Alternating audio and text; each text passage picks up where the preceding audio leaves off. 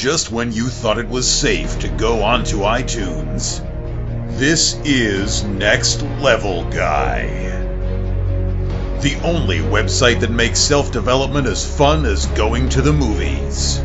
It's time to take the red pill and escape the Matrix.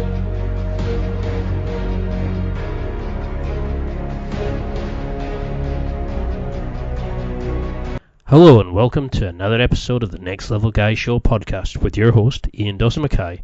This is a podcast that helps you reach the next level in your life by talking to the experts for those handy hints and tips that you need to succeed. Today's guest is YouTube fitness sensation, Scott Herman. Scott is one of the leading fitness coaches on YouTube. He has over 670,000 daily users, or Hermanites as he likes to call them, and he changes users' lives one day at a time. Scott has revolutionised the fitness industry with his own unique training philosophy, and that can help anyone transform their fitness, no matter their starting point. But first, a quick word about our sponsors. Next Level Guy has some amazing affiliate deals. These can be found at www.nextlevelguy.com/affiliates. That's where you'll find all the special listener exclusive deals, special offers, and discount codes. I'd highly recommend that you subscribe to a glorious box of premium fitness apparel from Gainsbox, some gorgeous whey protein, my favourite is the Jaffa Cake flavour from the Protein Works, and the Tools of Titans Encyclopedia of Success from Tim Ferriss. All of these and more are available on the affiliates page at www.nextlevelguy.com/affiliates. And now to the interview with Scott. I hope you enjoy. Hi Scott, and thank you so much for doing this. I really appreciate it.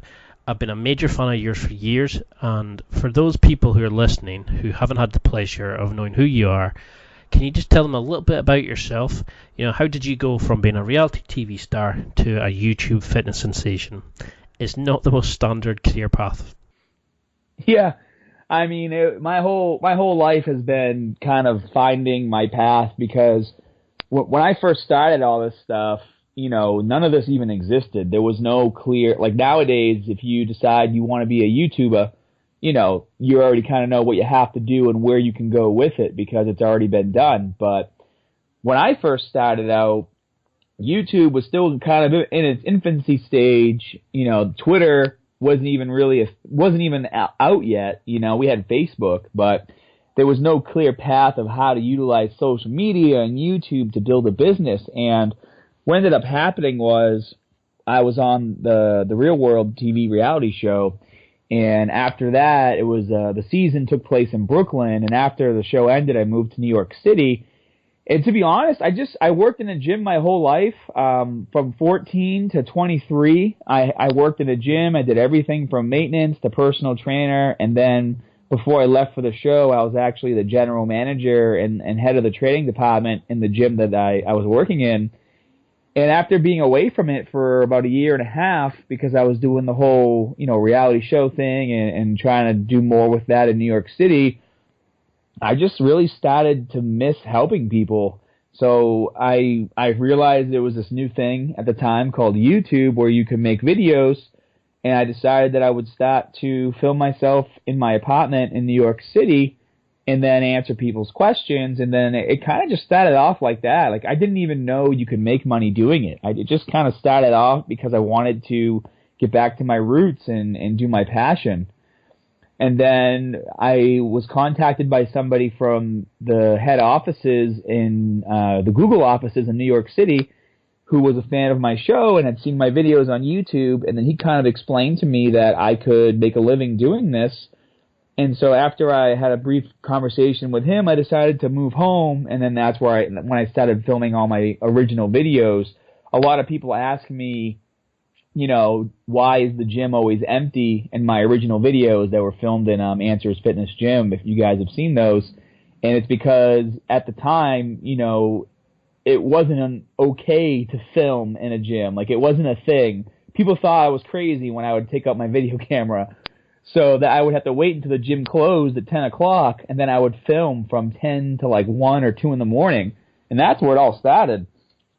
Because you see that nowadays, you know, a lot of people take their cameras out and they're doing the form videos and stuff, but occasionally you see somebody doing a quick sort of form video and stuff. You know, it's quite commonplace now. But when you started, it was all quite brand new. what did you want to be as a child? Was there a particular moment that got you into the fitness sphere? Was there a superhero that you liked or somebody that you wanted to emulate? Well, I'd say when I was a kid, I grew up very introverted, and because of it, when I was younger, I was picked on. I had an older brother who liked to pick on me too, and I know that I feeling. figured, yeah, and to sum it all up, I figured if I got big and strong, people would leave me alone, and more so than that, at a young age, even when I was getting picked on, I kind of would look around and be like, why isn't anybody helping me? Like, what the hell? Like people just kind of stay by the sidelines and they don't do anything. And so I wanted to not only get big and strong to help myself, but I wanted to be able to help other kids that were getting picked on too and be able to stick up for them. And that's what I really idolized about superheroes. Not so much, their powers and how cool they were, but the fact that they actually stuck up for other people, not just themselves, And so that's kind of what got me into the gym. I figured, well, if I want to be big and strong, I need to start working out. That's a great answer. I mean, that was one of the reasons I started the podcast. I was just kind of like, I wanted more, and I knew to find that I had to speak to the people, and I thought, if I'm interested, other people are going to be interested. And, you have such an amazing community. It's something like, was it 400,000 YouTube followers now? No, it's 1.4 million. And, close to 1.5 million now, yeah. It's just phenomenal, and every time you put a new post, the love and the attention that's there, and you delve into such deep issues. It's not just form stuff; it's all about life stuff, and it's a great site. So, can you give me, in your opinion, what do you think makes a great man? I think what makes someone truly great is, seeing the people in their life, Like, for example, I feel honored and blessed that, when I, like, say, for business-wise, when I go to events and I meet subscribers and fans and, they're people who have been able to better themselves because of what I've been able to provide, I feel like that's what makes you truly accomplished as an individual versus, like my wife, she has a fashion YouTube channel, and she was showing me somebody's videos, and all they do is stir up drama and bullshit, and you gain nothing from watching this person's videos besides drama, if that's what you want to watch at the time. And I'm just like, what kind of value does a person like that add to your life? Why would you even waste your time watching someone who doesn't add value to your life? And I feel like right now the world is so caught up in like drama and being in each other's business, but at the end of the day, you get a lot more appreciation when you actually, like you said, like my videos helped you out when you were younger. They got you maybe into lifting. They taught you a lot of stuff. They taught a lot of people a lot of stuff. I mean, I got people who come up to me at the shows when I do meet and greets, and some of these guys, they're twice as big as I am, but they started out watching my videos. And I just kind of say, well, it looks like the advice worked, And that's kind of what makes me feel accomplished as a man, that I've been able to share my passion and actually help people. And, I mean, I can still remember finding you for the first time. I didn't know if you owned a shirt, because I didn't think I'd seen you wear a shirt for about 3 years. But, you always had such a fun with it, and you always gave great tips, and, you kind of linked it in with some cool, nerdy stuff. And, and I thought that's the kind of fitness stuff that I liked. It's, you were relatable. You weren't one of these sort of meathead sites that say, oh, you must eat fish and broccoli every 5 minutes. You kind of just made it adaptable and flexible for, well, the modern person. So what, if somebody's listening to this new, how can they pick a good gym and a good trainer and a good setup? Do you have a kind of set of gold rules on what you need in a decent gym? Well, in terms of a gym, I mean, unfortunately, some people, you're just kind of stuck what you got in your area. A lot of people don't have the variety that some of us do. Like, in my area, I get like 4 or 5 gyms to choose from. And basically the way I made my decision was I needed to make sure that I was going to go to a gym where I wasn't going to get looked at funny if I decided to deadlift or squat heavy. Because at the end of the day, I mean, even women nowadays are starting to become a lot more hardcore, and gym chains that don't want you lifting heavy, and I don't mean grunting like, being annoying, but like if you let out a little grunt here and there, or, if a weight slams here and there by accident because you're doing a big lift, like that stuff should be okay, because those are the things that are going to push you, and motivate you to lift heavier and harder. And in my opinion, when I'm in a gym and I see other people pushing themselves as hard as they can, that's what motivates me. So I look for that when I go to a gym. In America, we had these gym chains called Planet Fitness. Oh yeah. And they were basically they're at the corporate level. I've been told that they're basically their strategy was funnel people in as fast as they can and basically get them to the point to where they're not really making any results, which is why they would serve bagels and pizza, like, for when people left the gym. Like, hey, great workout, now eat this bagel and just not lose any weight, It's ridiculous. So you definitely want to stay away from fad gyms like that. You want to find a place where you can push yourself and the environment's great and people are nice. That should be what you're looking for. So for somebody who's pretty new to this, or maybe never set foot in a gym before but wants to start working out, really motivated by your videos, what would you recommend for them to focus on? How could they structure a program at the start, or have you got a great program that you could get them to download?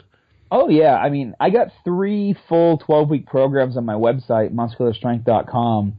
And my site's awesome. I mean, my programs are, every single workout comes complete with a full video on how to do everything, photos, a PDF download, Excel downloads, monthly calendars. There's even a comment section on every video, so if you have questions, all you have to do is ask, and then I usually get on there and I answer them same day.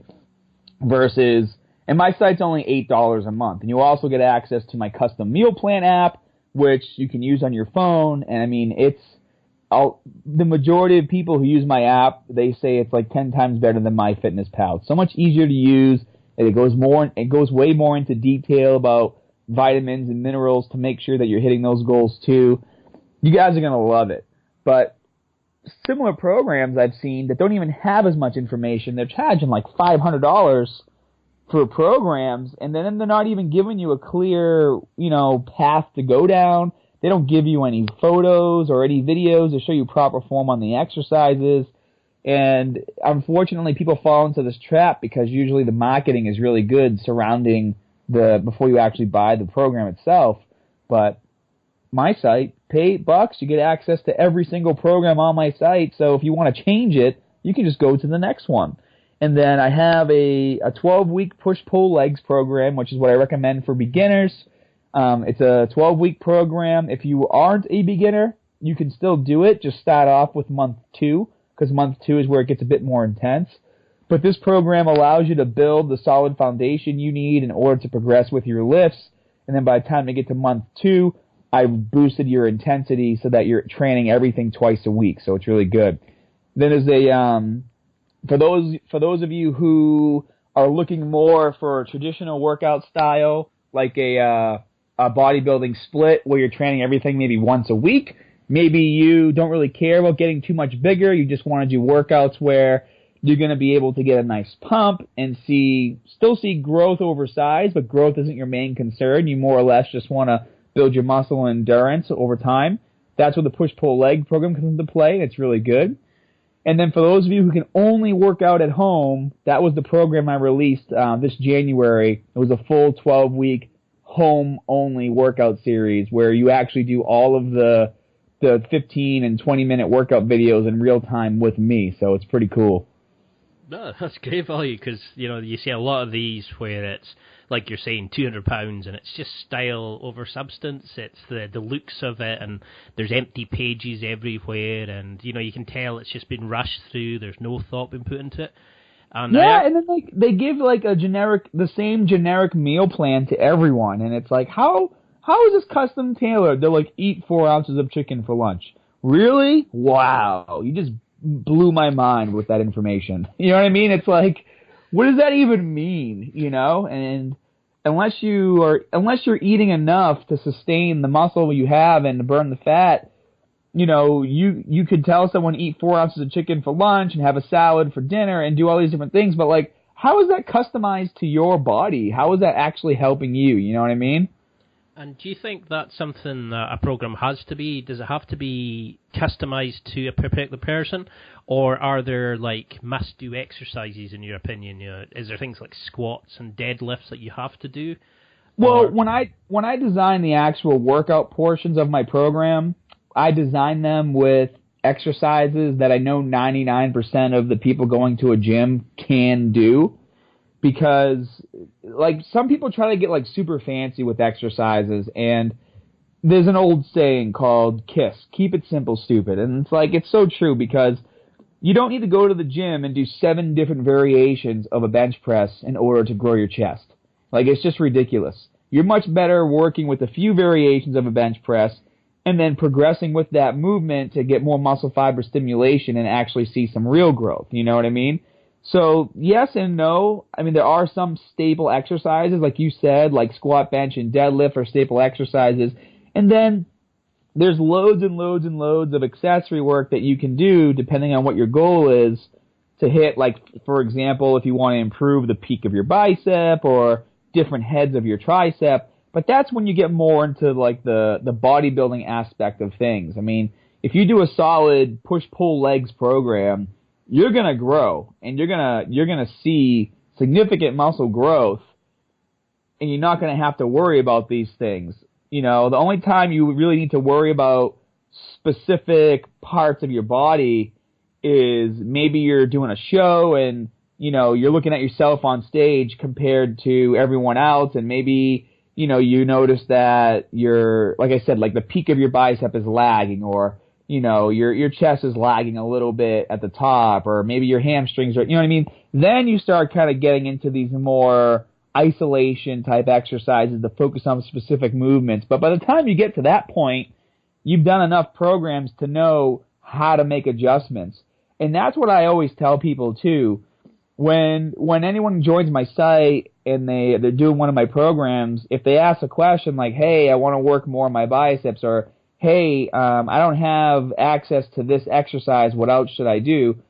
You can either pick your own variation and just kind of do it, or you can ask me and then I'll give you a variation. It's super simple.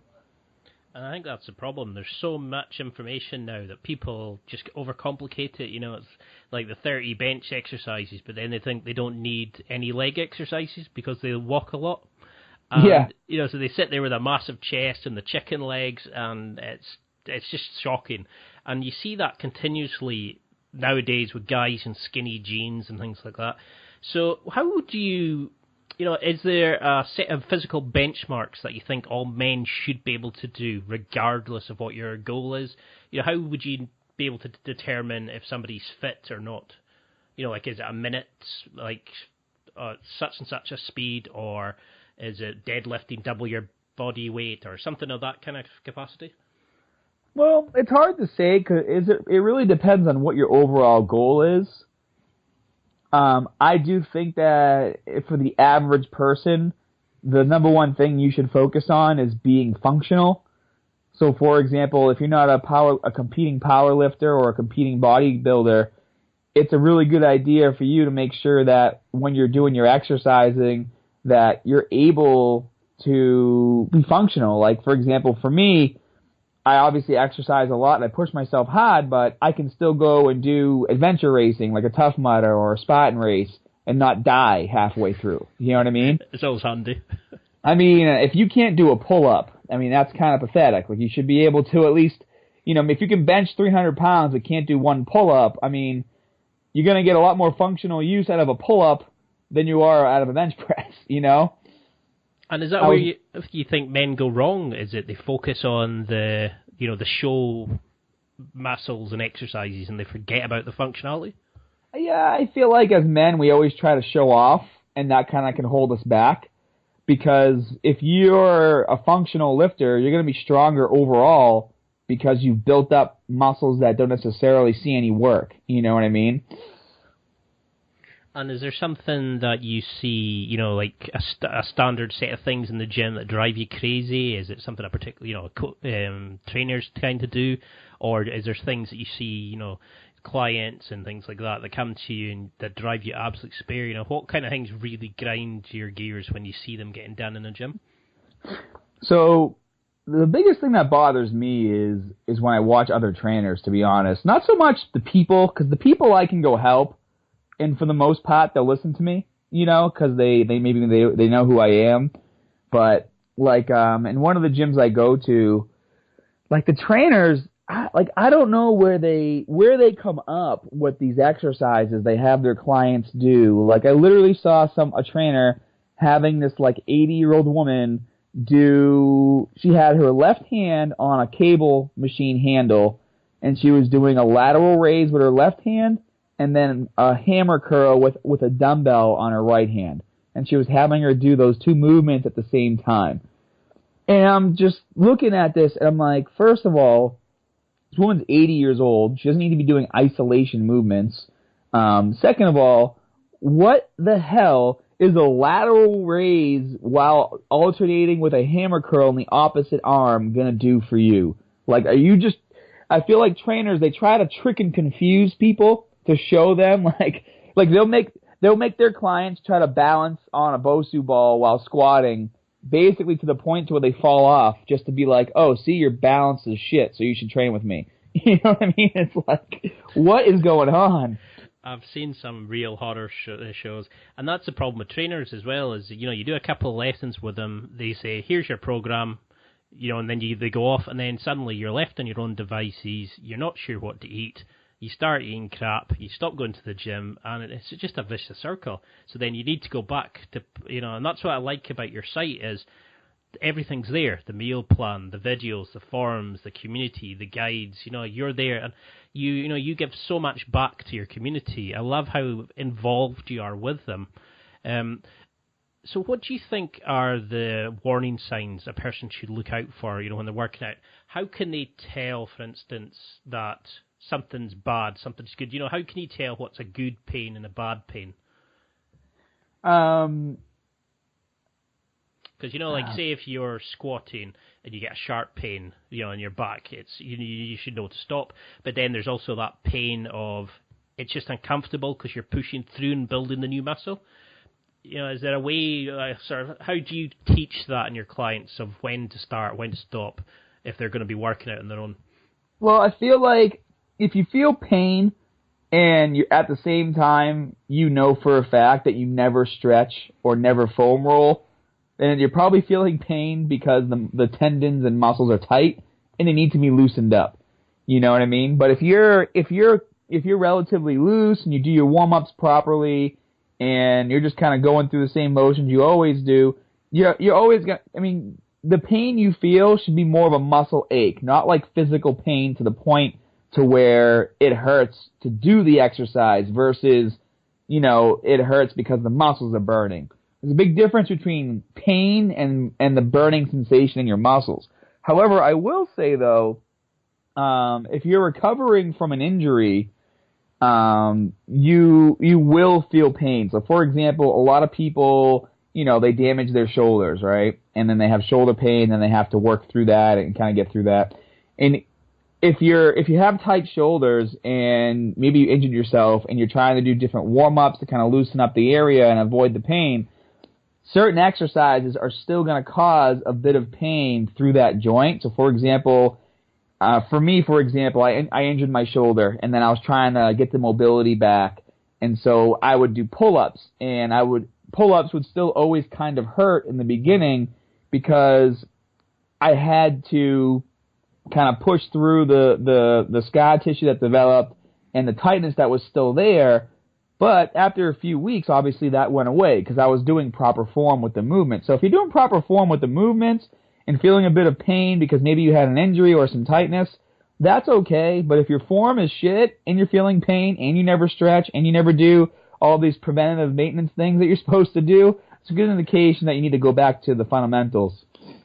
And I think that's the problem, is a lot of people run before they can walk. They don't learn, like you're saying, the fundamentals. They see these fancy things that the more advanced people are doing and start copying them. Or they go into Google and they just learn a name of an exercise and think, okay, I can go do that. And that's something I struggled with, was just learning the fundamentals, building that power base. So when, for somebody who's going and, they just keep plugging away, their form's okay, but they just can't seem to get anywhere. They're just plateauing at the weights that they're lifting, and they just can't seem to build the body that they want. How would you advise somebody start setting proper goals and actually achieving them and building that consistency in the gym? So that's actually a good thing, because my new program I'm coming out with is something I'm calling Cheat and Recover. And I basically designed the program because I hit a plateau myself, because you always obviously want to make sure you have your fundamentals down first, that you know proper form, and that you're able to perform all your movements and exercises properly. But even if you have proper form and you're plateauing, what else can you really do? And that's where I feel like a lot of people get really frustrated. And so that's where I developed my technique called Cheat and Recover, where each set consists of a superset of cheat reps and recover reps. So for example, let's say you're doing a bicep curl. For the first 8 repetitions, you're going to overload your muscles with as much weight as you possibly can for 8 reps. And you either are going to use momentum to bring the barbell to the top of the movement, or have your workout partner basically lift it up for you so you totally skip the concentric phase. Because the goal of the cheat reps is to focus on fighting the negative. So once you bring the barbell to the top, let's say you use momentum. You use momentum and bring the barbell to the top, and then you kind of set yourself up, keep your core tight, flex your glutes, and then you lower the weight, fighting the negative as hard as you can. You do that 8 times. And then as soon as you finish those 8 reps, you're going to cut the weight down, usually about half or about 70% of what you were using for the cheat reps. And then you're going to do 8 recover reps, which is basically doing proper form. So you're going to use no momentum, no workout partner. It's going to be all you during the concentric and eccentric phase. And the reason why this is working so well for so many people on my YouTube channel is because your muscles are 40% stronger in the eccentric phase of every movement. So if you think about that, you will never be able to curl the amount of weight your biceps can actually handle during the concentric phase, to then utilize that weight to hit them as high as you can on the negative. Because let's say you can curl 100 pounds for 8 reps. Well, if you can curl it up, that's great. 100 pounds is a lot of weight, but you can probably handle 135 or 140 on the negative. Does that make sense? Yeah. And so usually plateaus happen because you're not able to overload your muscles anymore. And unfortunately, if you're focusing on proper form all the time and using no momentum or no workout partner to kind of help you force out some reps, that's usually where you start to see the plateau and you start to see limits to your growth. And my whole Cheat and Recover program is going to be based around this principle of we're not throwing proper form out the window. All we're going to do is utilize a bit of momentum or a workout partner to help us through the cheat reps, and then we're going to do the recover reps on our own. It's sound logic, yeah. And that's what I was going to ask was, is this something you can do without a training partner? But then well, you can, but some exercises are a lot harder, obviously. Like if you're doing a bench press, you could use dumbbells, but you'd have to basically reset your body after each repetition, because you'd have to kind of, do a slow negative and then pick the dumbbells back up, put them on your knees, roll back, do a slow negative. But if you have a workout partner, once you do the slow negative, they can literally grab your elbows and push your hands back to the top to get you ready for the next one. You know what I mean? Yeah. I mean, something that I personally struggled with was trying to find, my why to go to the gym. Because I was going there, I was getting my deadlift up to over 200 kilograms, I was squatting, close to about the same. And I started thinking, why am I coming here? I got a niggly injury in my shoulder, and other things started becoming more attractive, like the podcast and that. So how can somebody, how can I rediscover my love for the gym? How can somebody find their real reason for going to the gym? What was yours and how did you find it? So for me, I kind of went through something similar like a month ago, because it's hard to stay motivated, especially as you get older and you get more stuff to do. So I kind of thought, well, what if I could find ways to visually motivate myself? So when I look in the mirror, I would look in the mirror when I go to the gym and I just see the same tank tops I wear all the time, the same shorts I wear all the time, and I was just getting bored, if that makes sense. And I wanted to get bigger and stronger, but just seeing this and anything in life, even in my house, if I see the same stuff all the time in my house, I'll kind of move things around to kind of make it more exciting. Like my office where I do the majority of my work, after a month, it just starts to feel like a dungeon of where I go to sit all day and type in the computer. So I try to change the way the desk faces, or maybe I'll put some different decorations in that room or move things around so that it's more visually appealing to the eye. It's a little different, more exciting. So what I actually started to do was I went online and I started buying all these different superhero workout tops, which for those of you who follow me on Instagram, I have 20 of them now. I've seen all the pictures. I've seen the photos. And when I was younger, I was all about having a tank top all the time to see my muscles in the mirror. And then when I switched to wearing the long sleeve compressions, I would get a nice pump. And then I look in the mirror and I feel more like my favorite superheroes, looking buff and a nice compression shirt versus just trying to see the cuts and lines of my muscles. And I was getting better workouts because of it, because I was visually and mentally taking things to the next level. And who are we talking about? Who's your favorite kind of superheroes? Who inspires you to do that? Say that again? So which superheroes are we talking about? Which ones inspire you? Which tops did you buy? Oh man, so I have a lot.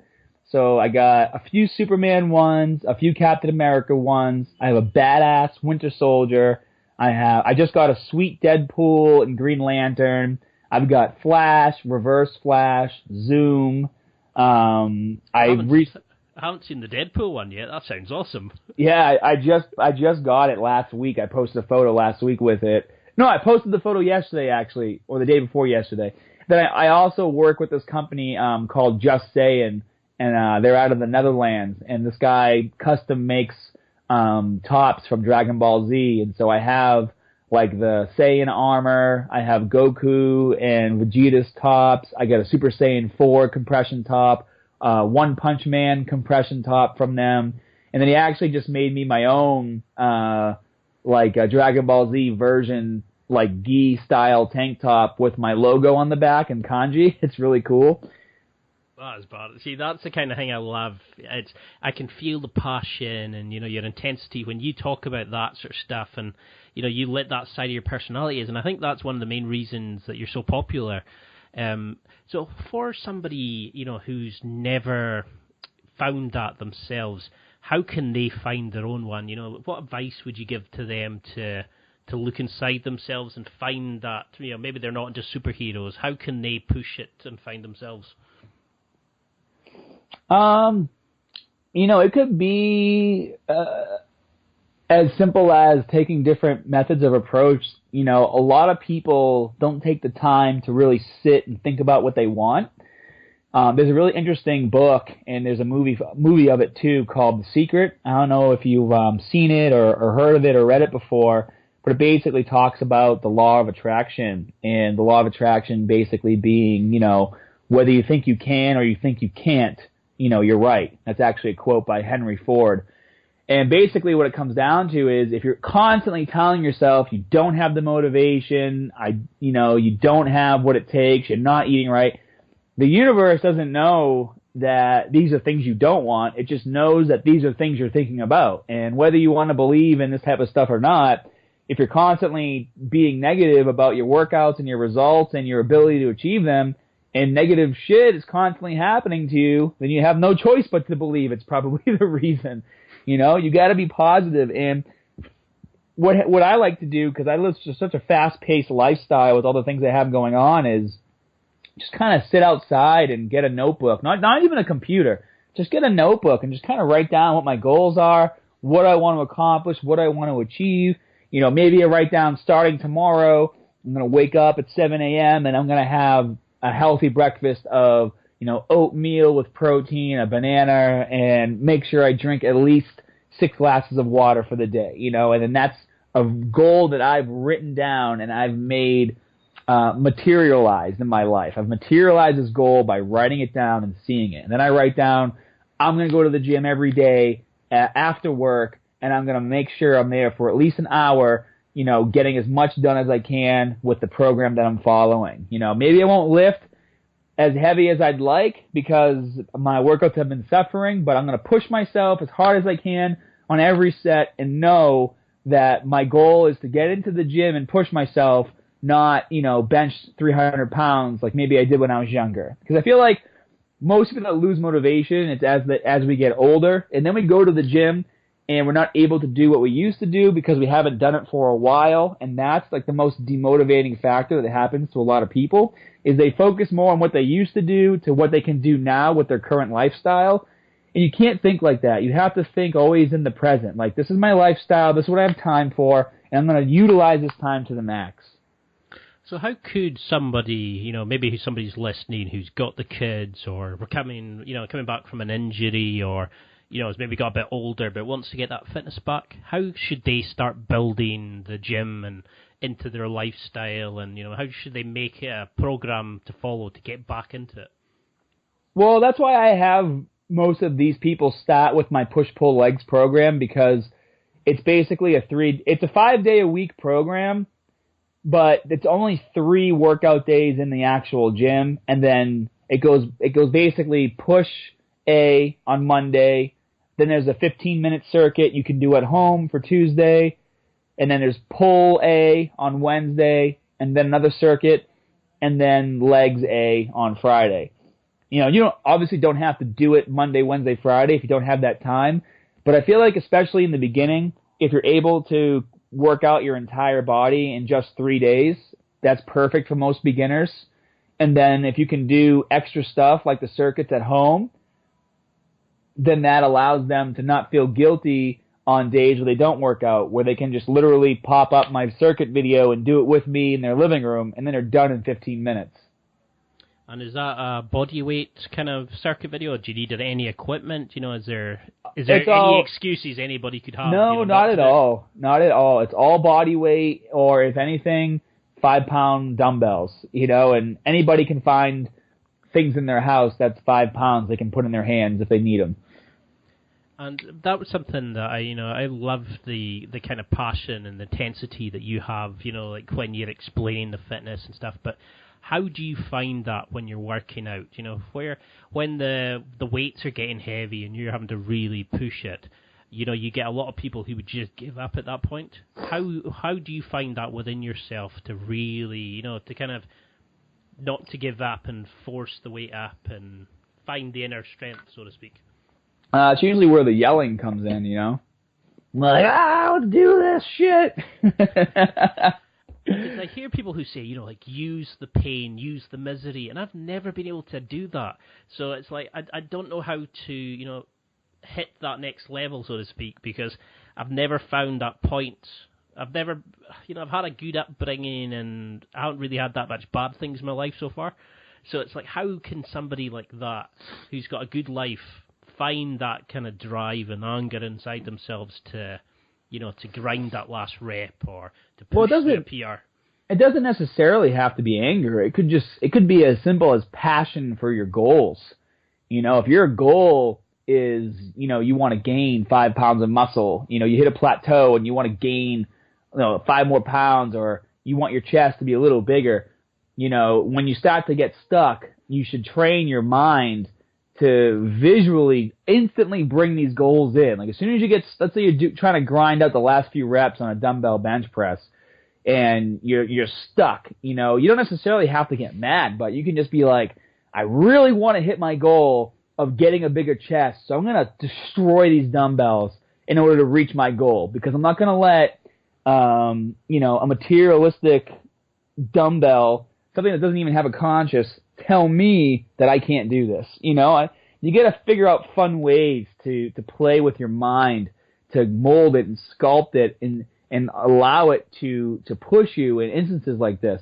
For some people, being angry helps out a lot. I mean, I'm 33. I don't really have much anger anymore.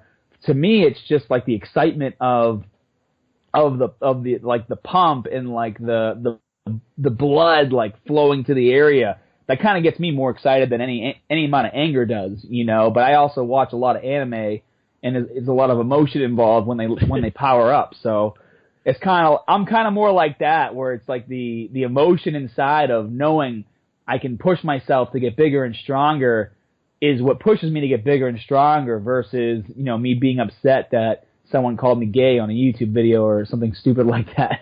You know what I mean?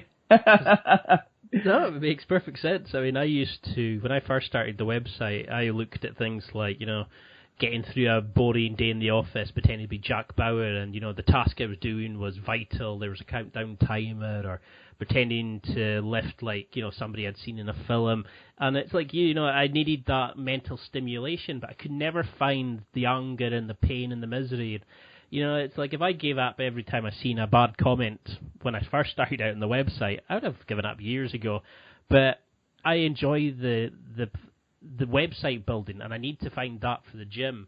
And I think that's, the tips you've given are really going to help a lot of people, because we don't all come from an angry place. We're not all an Eminem soundtrack, and you give the fan into working out again.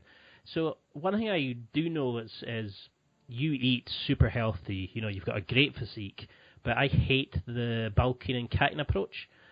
As soon as I would start bulking, the willpower would go, and I would eat crap for ages and just never stop. But you introduced a concept of a year-round physique. Can you explain to people what that is and how they can change their diet to suit? Well, everything doesn't have to always be so difficult. I feel like as soon as people hear, it's time to eat clean, all of a sudden they think, they have to start eating foods they don't like.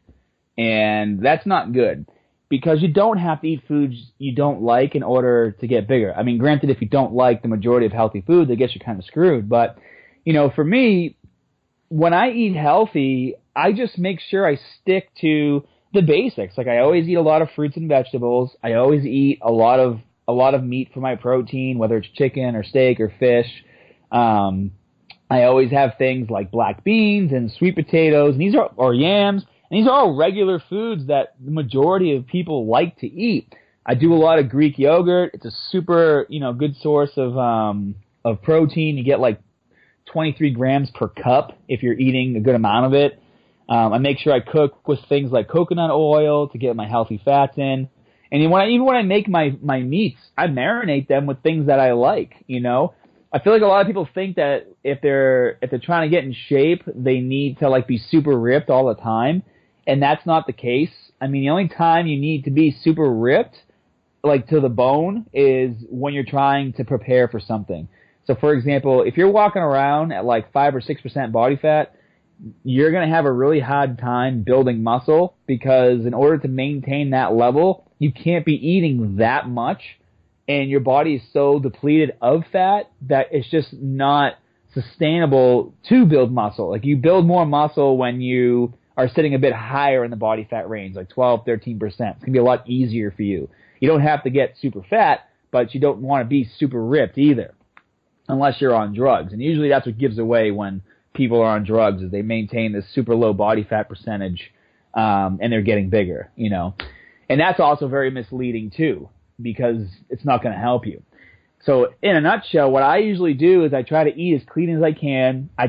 My body, I know, responds better to eating the majority of my carbohydrates throughout the day, and I stick more to proteins and fats at night. I notice that if I eat a lot of carbs, like right before bed, even if I'm eating the same amount of carbohydrates every single day, if I eat the majority of them at night, I tend to hold a bit more body fat, just because my body functions are slowing down at night. I'm not utilizing that food as much because things are just slowing down.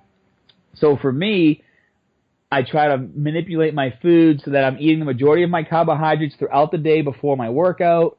And then if I do want to have a cheat meal, I just make sure that when I do have it, it's, one meal, but it's still relatively still a relatively good meal. Like if I go out to eat for my cheat meal, I'm still gonna get like a dish that has some sort of meat and some sort of vegetable or something like that. Maybe I'll get a plate of like nachos or something.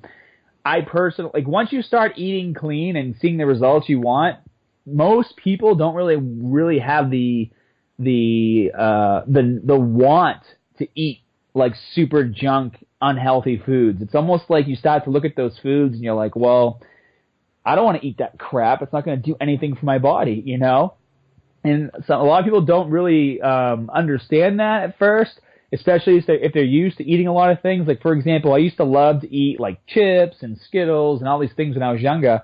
But now I'll go to the grocery store, I'll walk by these kinds of foods, and I just look at them and I'm just like, this isn't even really going to fill me up. I need some good food to fill me up when I get home. Like, I'll buy a bag of chips. I like to eat the whole bag of chips and I'm still hungry. But if I get a plate of like meat and potatoes and some good food, I feel full and I feel good, And that's the worst part, isn't it? It's the nice tasting stuff is the stuff that doesn't fill you up. No, and then you just feel guilty after because you're like, I'm still hungry, and it didn't do anything for me. So for somebody listening just now who has a sweet tooth or has a cupboard full of crap, how would you recommend them to do this? Should they throw everything out and go cold turkey and start eating it good? Or do you recommend a general phasing out of the bad stuff and introduction of good stuff? Or, what's your philosophy on improving diets? Well, I think that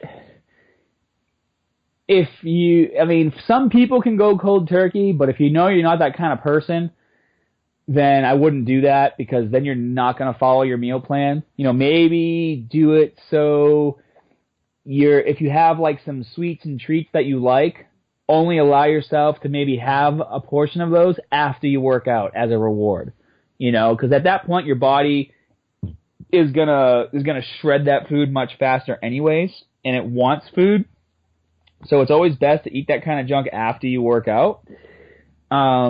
But definitely try to wean it down over time. I mean, like even in my house, my wife and daughter, they like to buy junk. And I'm like, if you guys don't buy this stuff, you won't eat it. So stop buying it. There's the kids' principle again. Keep it simple, stupid, And so do you think that there's no such thing as you can't improve, Is it ever too late to get into shape? Oh, not at all. It's never too late. It's only too late when you're dead. And, so why do you think people go to they must be on steroids when they see somebody, who's in a great shape? Why are we so bitter and jealous of others? Why don't, modern men see that as inspiration, Because I see in a lot of comments, that's the only negative side of comments I see about people with you is they say, he must be on steroids. Because you've been working out since you're, 12 years old? And you put in some amazing effort. But there's that area of men who are jealous of you, and rather than using you as an inspiration, they look at it as a negative thing. How can people avoid that, that sad, comparing, jealous aspect of it? Well, at the end of the day, I really don't care who does and who doesn't, because it's all relative to what your goal is. I mean, if you want to be a competitive bodybuilder, you have to go on drugs. There's no way you're going to compete and win. Even the natural shows, they're not natural. It's just the way it is. It's a dirty secret that everybody knows. So the only time where even I get vocal about these things is when the people who are doing, taking drugs and competing or whatever, and then they're claiming that they're natural. That's when I get pissed off, because then, the people watching those videos, they get this misconception of what's achievable. And usually the people that aren't natural, then they give diet advice and workout advice. It's advice that's not going to work for someone who is natural, because they don't have that missing ingredient that puts their testosterone levels to over 4,000 to 5,000 nanograms per deciliter. You know what I mean? It's a big difference. So, Yeah. even when it comes to eating, these people try to say things like, oh, as long as it fits your macros, you can eat it. Well, if you're natural, it's not really so much the case because you still got to worry about your vitamins and minerals. So what I like to tell people is, it doesn't matter to me because you can still eat right and train hard whether you're taking drugs or not. It's just don't start going down this road of telling people that you're natural and misleading them to believe that they can look like you following your advice, and it's not going to work. Because then what usually happens is those people end up quitting. Just keep your mouth shut about it is all I guess I say, and a lot of the other people that are on YouTube that are natural.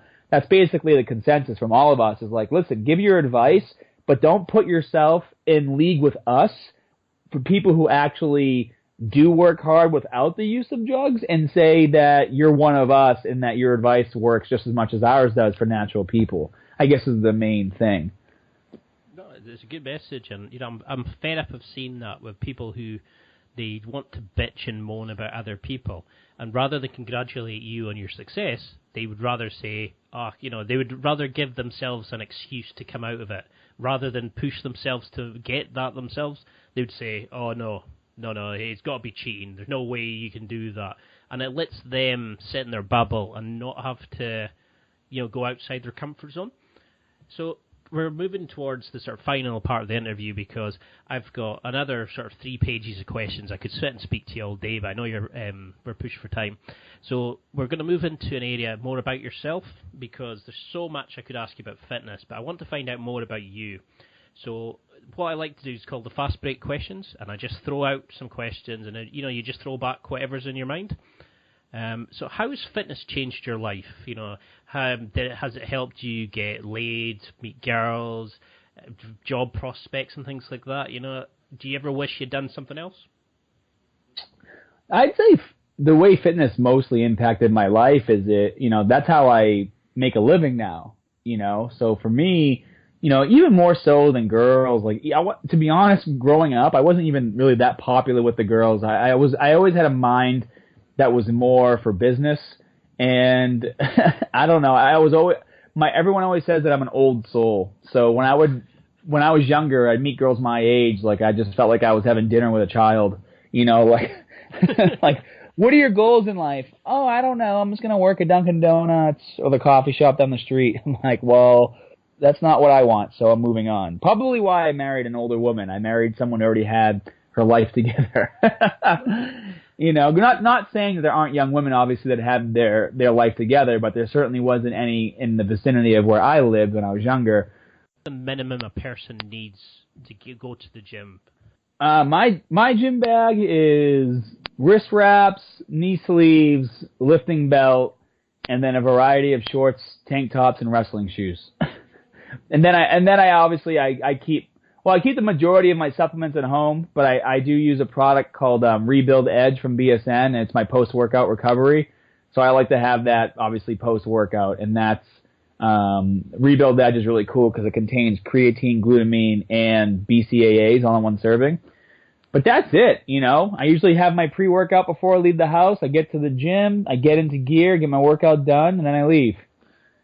Because that's the thing, there's so much nowadays for people, that I think they get a bit kind of overburdened with, what belt, what kind of shoes, should they have a heel, should they have that, should they have this, and they end up just getting over, just paralyzed by the amount of stuff that's there. And, it's like you said, keep it simple. Just get it done. So what's the overarching message you want people to take from this interview? How did fitness change your life, and why should people get fit? Why should they go to the gym and get back into shape and stuff if they're sitting and still not sure?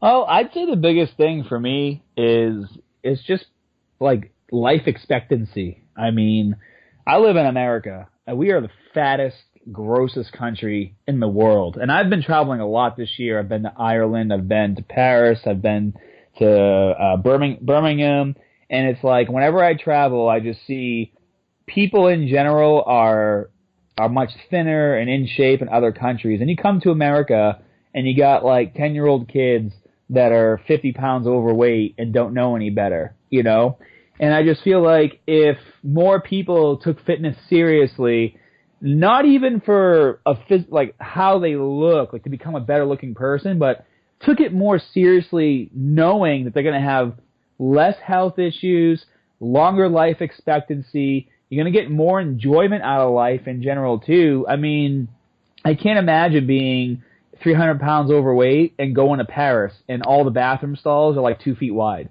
Like, you just can't even enjoy going on vacation. You know what I mean? Let alone, you know, and just things like that. So I guess my message is, you know, don't see fitness as just a bunch of people who are trying to look better because they're all self-absorbed.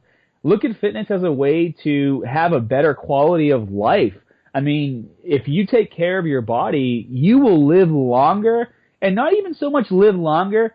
You know, instead of being 70 years old and stuck in a wheelchair because you can't walk, you'll be 70 years old and like on vacation and doing the things you love because your body has been built up to be strong enough to still be functional when you're 70 years old. You know what I mean? Definitely. It's a powerful message, and it's something I think we forget as time's coming. We're all going to end up that age, and it's better to go there, still being able to rock and roll and enjoy life to the last moment. Your site is amazing. You know, you've got so much stuff there. What would you want people to listening? You know, you've built up a new fan base from this. Where should they go on your site? What should they check out first? Well, definitely make a profile, and then you can sign up for 1 month free with the promo code FREEFITNESS, all one word.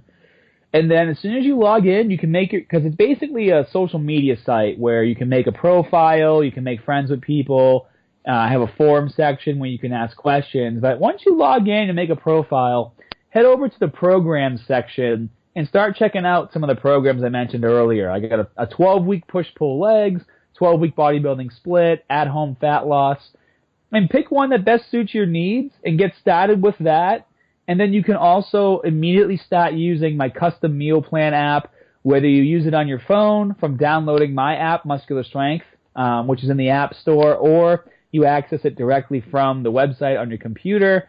Get that meal plan in place and get started on that first, because once you get your meal plan down and get used to it, you're going to start to see changes rapidly, and you're going to feel amazing, and you're going to quickly find out that you can eat still a lot of the food you like to eat and see results, because my meal plan system allows you to input things you're already eating now, and then it'll tell you where to make changes, whether you're not getting enough protein, carbs, or fat, or enough vitamins or enough minerals. It'll tell you what you're not getting enough of, and then it'll give you food suggestions to make changes to make sure you are getting enough of them. So you guys are going to love it. And then also, as soon as you join the site, you're automatically friends with me, so you'll get a warm welcome message from me as well.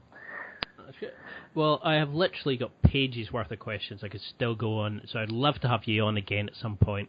You know, you've always been a big inspiration to me, and you'll have made some new fans for people who maybe not heard of you before.